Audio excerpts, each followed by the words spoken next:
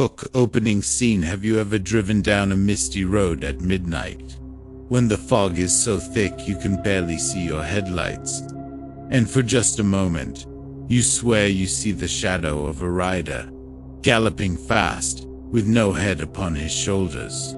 Welcome to Sleepy Hollow, the home of America's most chilling ghost story. Asterisk, the legend of the Headless Horseman. Asterisk. Scene 1. Setting the mood. Sleepy Hollow, New York. Nestled along the Hudson River, this quiet village seems like it was born from a dream, or perhaps from a nightmare. Towering trees arch over winding roads. The air feels heavy, almost watching you, and as the wind whispers through the old Dutch graveyard, locals say, you can still hear the thunder of hooves echoing through the mist. But this isn't just any ghost story. It's one that has haunted generations since the early 1800s. A legend that blurs the line between history and horror. Scene 2. Origins of the legend. The story begins with Washington Irving, America's first great storyteller. In 1820, he wrote Asterisk, The Legend of Sleepy Hollow, Asterisk, a tale inspired by real places, real fears, and perhaps real spirits. Irving describes Sleepy Hollow as a drowsy, bewitched place, under the sway of some witching power, a place where dreams mixed with reality, and where every dark corner might hide something from the other side. But even before Irving's pen touched paper, the Hudson Valley was rich with ghost tales, brought over by Dutch settlers, and among them, one story stood above all, the tale of a headless horseman, doomed to ride forever in search of his lost head. Scene 3. The story of Ichabod Crane. Our story centers on a lanky schoolteacher named Ichabod Crane, a man of learning, yes, but also of superstition. He came to Sleepy Hollow to teach children, and perhaps to find a wealthy wife. Ichabod was infatuated with Katrina Van Tassel, the beautiful daughter of a rich farmer. But he had a rival, Brom Bones, the bold, mischievous hero of the village. One night, Ichabod was invited to a grand party at the Van Tassel home. There was laughter, dancing, and music. And then, as the night waned, the old farmers began to tell ghost stories. The Headless Horseman's tale was among them. The ghost of a Hessian soldier who lost his head to a cannonball during the Revolutionary War, and who rides each night seeking it still. When Ichabod finally left the party, the road home was dark. The trees loomed like giants. Every rustle, every sound made his heart pound. And then, from behind, came the sound of hooves. He turned. There in the moonlight was a horseman, tall, broad, cloaked in black, and headless. Seen for the chase, Ichabod's heart raced. He spurred his old horse, Gunpowder, forward, galloping through the twisting paths. The horseman followed, silent, relentless. Ichabod's mind screamed with terror. He remembered the legend.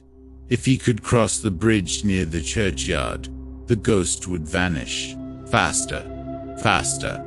He could see the bridge ahead, moonlight glinting off the water below.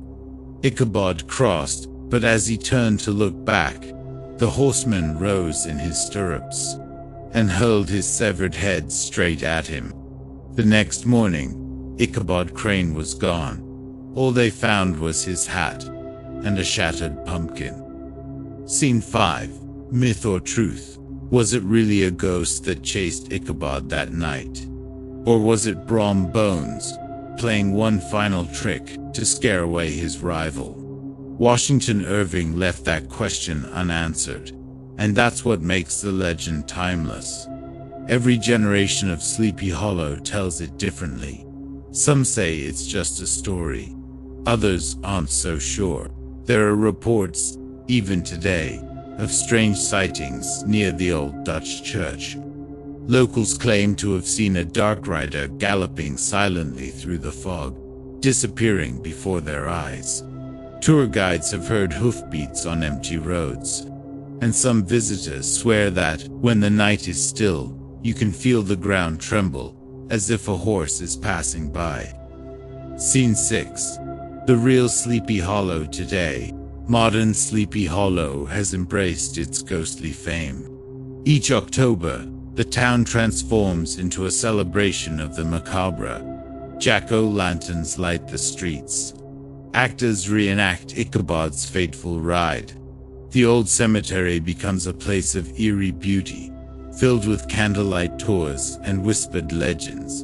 And there, among the gravestones, lies the resting place of Washington Irving himself, the man who gave life to the Headless Horseman.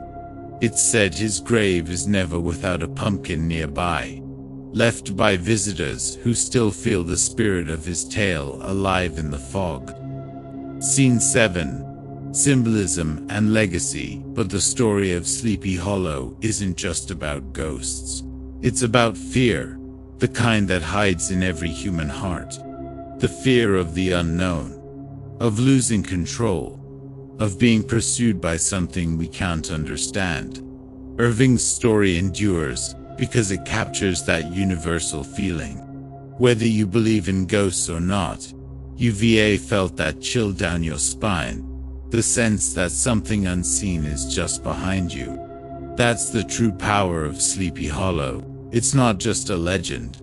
It's a mirror, showing us how the imagination can turn shadows into monsters. Scene 8. Closing reflections. So, the next time you find yourself driving through a lonely road at night, when the air turns cold and the mist begins to rise, listen carefully, because in the stillness of the Hudson Valley, the Headless Horseman may still be riding, and if you hear the echo of hoofs behind you, don't look back.